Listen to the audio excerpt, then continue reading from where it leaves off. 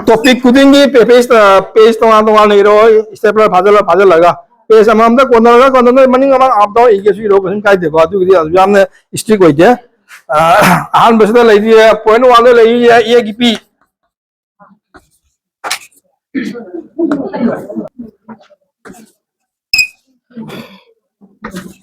ye gi p kuntre ramane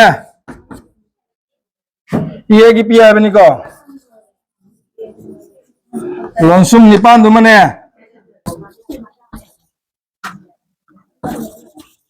lom yek sing duwa lom yek kya no mapan asina first assignment 5 mark legre asina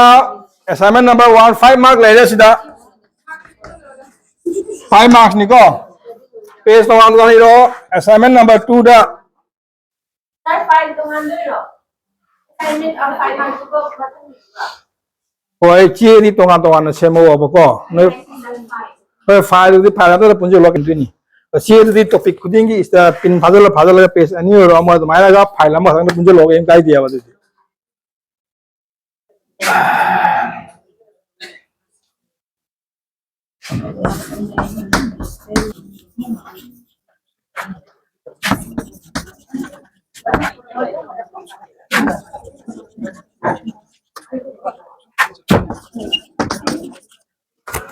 Scenario 25 syllable of using the lonsum and the setup. Lonsum setup mapu Mayek loina jawaga word kun manga ki rawain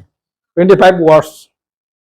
Ko sin aba setup kana ko na tangyu pona maga sin araga ne word kun manga ka. Anya ko. Next number 3 si 5 mark ni. Asi 5 mark lai re.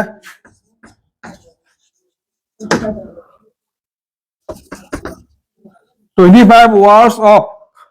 using apun kudam.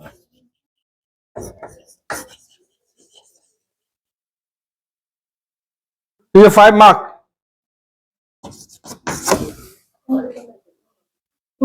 Apun lai ban apun kudang hai ja ko kudam di hai jo ja niyom apun tang hai demi. Apun kudam sin naraga ibe ja ba wahi kun manga ka. Pukri iba jai, ngakra iba jai, mana mukram sinaba, haikru iba jai, ko mo war mem le ko. Dia gua chandra muthal lage number 1 2 lo ba. 1 2 lo le ko.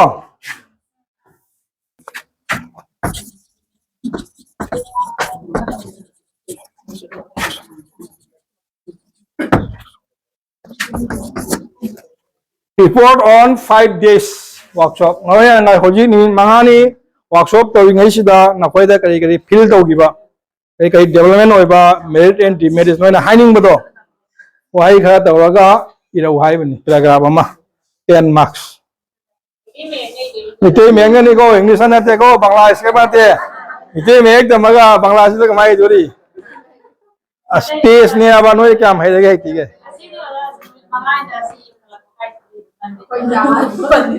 yam lai de kai nu ne aham ba gi di ko ko cham lai da sa rei tho kha lo re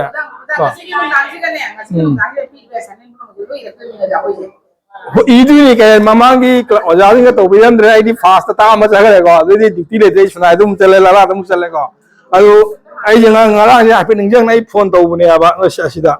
asong ni ai loi to biram me aba ai loi to mi ne asong mo gyam ta dia ba ko asida su sida ngara pi ngara ga nan ga pi di ba ka no me aba lecture to mi ga ne aba khang ya aku pata ka do jam mo jau dia ba so that submit to du ni sida 25 mark lai ya ra ko sibo khang ga clear ra ko ai di hayeng di ai mu ta de ta da ba sida mo su gyam ta ba khang de ko ai so mai ram ge ai oja sing la ga sa hayeng de ya top ta re ko jam lai ne to wa dictation amaga ko ma ja to ning ba noi gi sentence manga waira ani ga dictation ama to ro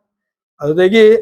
kari any kenu ama degi sentence mari manga noi reading test to lo re aduni po khai jam saw question sa ga sem ga to do ngate hayeng la ga do ja to mo ju ano bo ngate ni gyam ta gi ro ya ba khang wai khang ya ba adu maina to se noi na propose to wa dictation da line mari manga ma ko 4 to 5 line dictation ama 5 sentence dictation ama ai sentence mari manga pa amam da to pa han di iba pabang ngamal lore poikha ne ane hekda question answer question sumjang senga da poikha tawdu ngote abo just noida iba ngambra ai dikashan tawraga sentence sama wahi ame iba ngambra ba test tawdu ni ai aduga sentence ama ni noi pawa hairaba paba ngamabra haido awdang test tawraga aduga mark pi kharaga lore adumai tawsi hayu ko ai joran phone tawga adumai haige ko pona moira da mayum de sumjang sema question answer sema bula ba kha tawdu yaroi ba ko jama raiwa asi gyan dara ko ado di asi losalasi ko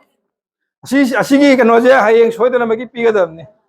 hayeng na class lore monday dei de unara roya mai to chana rane aba akoju ti gang ro no ju ti gang roya ba hayeng war suwana ngasi ni de semaga hayeng submit toro